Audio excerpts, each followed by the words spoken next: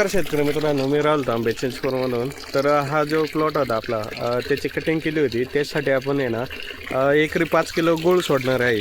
तर गूळ या पद्धतीनं आहे आपण टाकून घेतलेला आहे बॅरलमध्ये आणि तो आपण 200 लिटर पाणी त्यामध्ये पूर्णपणे सोडणार आहे.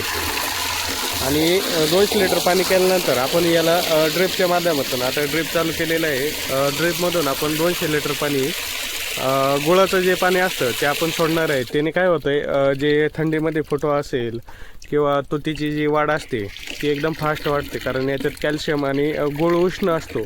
त्यामुळे तुतीची जी वाढ होत असते ती एकदम फास्ट होत असते. तर त्यासाठी आपण 5 किलो एकरी 200 लिटर पाणी करून तो गूळ सोडणार आहे. तर बघू आपण कसं सोडतो ते. तर या पद्धतीने आपण एक नळी एक्स्ट्रा काढली होती. तर ती पंपाला आपण जॉईंट करून घेतलेली आहे आणि हे 200 लिटर गुळाचं जे पाणी आहे ते आपण या पंपाद्वारे सोडणार आहे. तर पूर्ण प्लॉटला आपण 200 लिटर पाणी करून 5 किलो गूळ त्यामध्ये टाकून त्याची ड्रिपद्वारे सोडणार आहे. तर एकदम रिझल्ट चांगला येतो.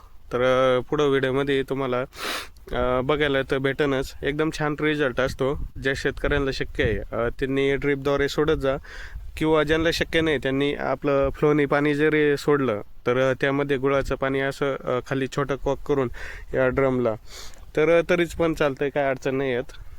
तर या पद्धतीनं आहे.